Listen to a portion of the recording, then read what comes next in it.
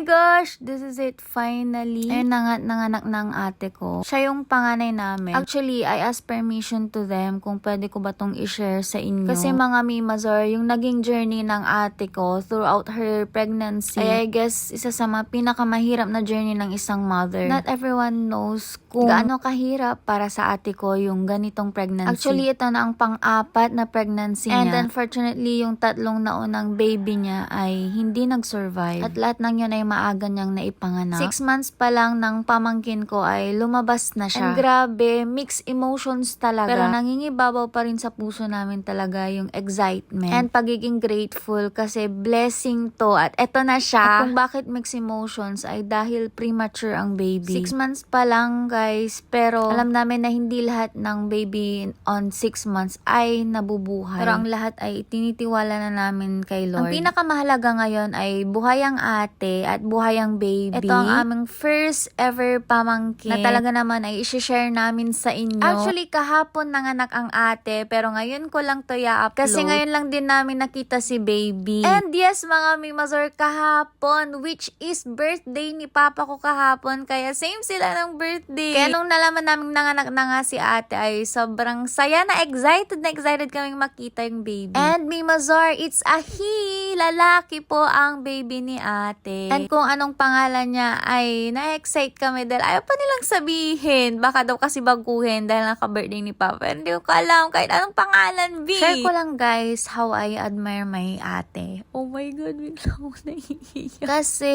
napakatapang ng ate ko and very patient siya. Ang dami niyang tiniis na masakit. Ang dami niyang tiniis na alam mo yun, lahat kasi ng pinagdaanan niya sa pregnancy journey niya, pare-parehong ganun kahihirap. As in guys, bed rest siya.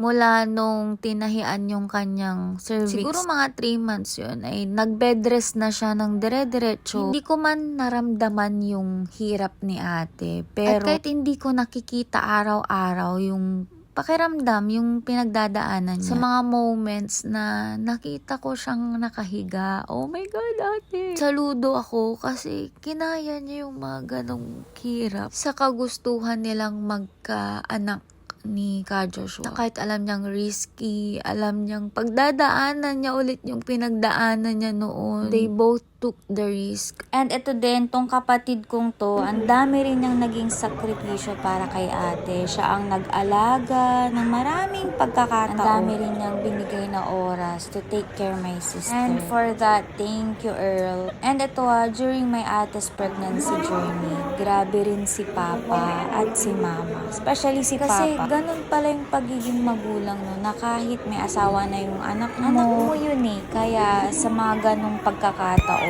na nasusubok sila, talagang magpapakamagulang ka. Ang dami rin kasing naging sakripisyo ni Papa. Hindi ko naiisa-isahin, pero every time na naaalala ko, sabi ko, ganito pala maging magulang. As in, mabuting magulang. I know, matanda na rin si Papa, pero lahat kakayanin para sa mga saludo kami sa inyo, Pa. So, ito na mga mi, papakita namin si baby sa inyo. Watch this.